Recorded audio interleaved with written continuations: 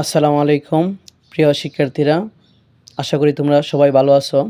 আমি এখন নবম দশম শ্রেণীর গণিত বইয়ের 2.2 অধ্যায়ের 11 নম্বর অঙ্কটা নিয়ে একটু আলোচনা করব। সবাই মনোযোগ দিয়ে দেখো।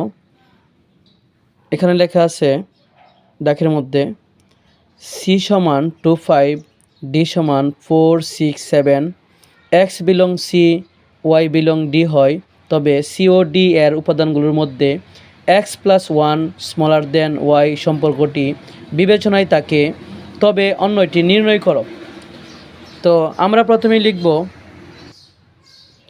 দেওয়া আছে সি এর মান এবং ডি এর মান। তারপর লিখব প্রশ্ন মতে, যেহেতু অন্যয় নির্ণয় করবো এই জন্য আর লিখলাম X Y, X belong C, Y belong D এবং x + 1 স্মলার দেন ওয়াই, এগুলো প্রশ্নের মধ্যে লেখা আছে।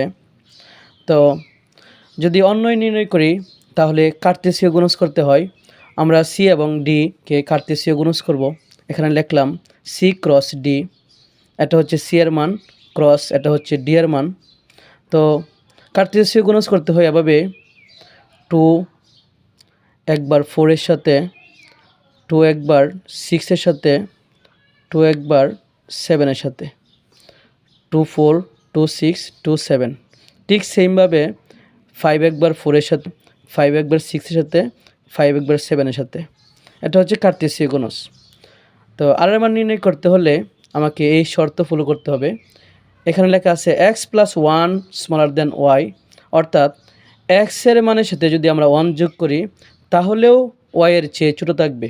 দেখি এখানে প্রত্যেকটা জোড়ার প্রথমটা হচ্ছে x, দ্বিতীয়টা হচ্ছে y, প্রথমটা হচ্ছে x, দ্বিতীয়টা হচ্ছে y, প্রথমটা হচ্ছে x, দ্বিতীয়টা হচ্ছে y, প্রথমটা x, দ্বিতীয়টা y, প্রথমটা x, দ্বিতীয়টা y, প্রথমটা x, দ্বিতীয়টা y। তো আমরা দেখি x এর মানের সাথে 1 যোগ করি, 2 এর সাথে যদি আমরা 1 যোগ করি তাহলে হয় 3, 3 4 এর চেয়ে ছোটো, তাহলে শর্তের মধ্যে পড়ে, একটা উত্তর পাইলাম। আবার 2 এর সাথে যদি আমরা আবার 1 যোগ করি 3 হয়, 3 6 এর চেয়ে ছোটো, তাহলে এটাও শর্তের মধ্যে পড়ে। আবার 2 7, 2 এর সাথে যদি আমরা 1 যোগ করি 3, 3 7 এর চেয়ে ছোটো আছে, আমরা আরেকটা উত্তর পাইলাম।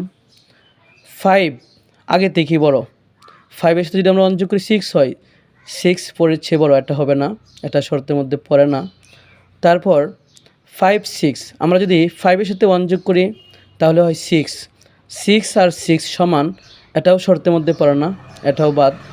তারপর 5 7, 5 এর সাথে যদি আমরা 1 যোগ করি তাহলে 6 হয়, 6 7 এর চেয়ে ছোটো, তাহলে এটাও শর্তের মধ্যে পড়ে। এই হচ্ছে উত্তর। আর এর মান 2 4 2 6 2 7 5 7। আশা করি সবাই বুঝতে পারছো। ধন্যবাদ সবাইকে।